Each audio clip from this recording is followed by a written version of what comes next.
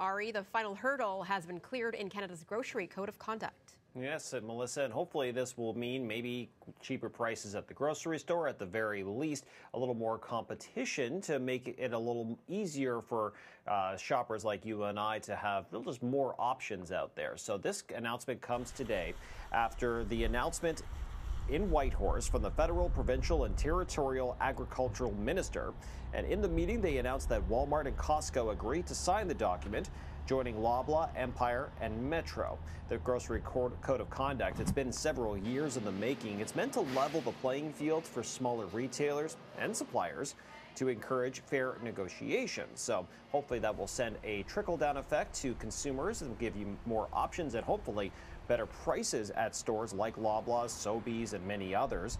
At the close of trading today, we saw the stocks actually for these companies get slightly higher, about 0.5% each. So it seems investors may like this news as well, but it's going to be a while probably before we really feel any of the effects of this Grocery Code of Conduct when we actually go to fill up our shopping baskets. Melissa.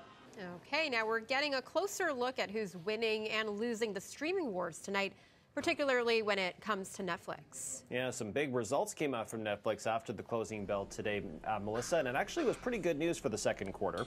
So the company actually beat on the top and bottom line for profits and revenue based on what analysts were suggesting they would show.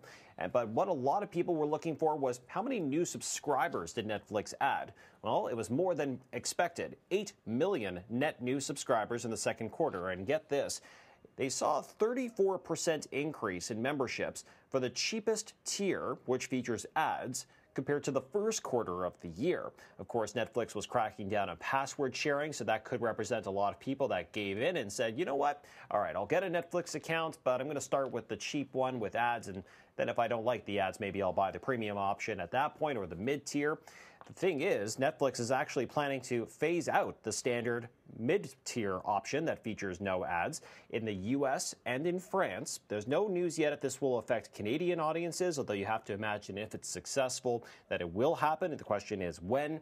Now, investors may not like the forward guidance from Netflix. They're saying in the third quarter they expect to see less revenue and less subscriber growth, although to be fair, Melissa, most streaming companies see a little bit less revenue in the third quarter because, it's nice. People go outside. It's pretty typical that you'll see a bigger boost in the wintertime. Okay, and we have some job news as well. Tonight, Ford's Oakville auto plant is about to get a lot busier. Yeah, it hits home, Melissa, and it's great news for Oakville assembly workers. They're going to be going back on the job a year earlier than originally thought. So this news comes from Ford of Canada, which announced that, well, it's going to mean more trucks are going to be built this time around. There's going to be a retrofit of the plant in Oakville. It's going to mean 1,800 jobs will come back a year earlier than expected after the plant was closed down earlier this year. It was planned to be retrofitted for electric vehicles. Instead, they're going to be making the Ford F-Series Super Duty pickup trucks.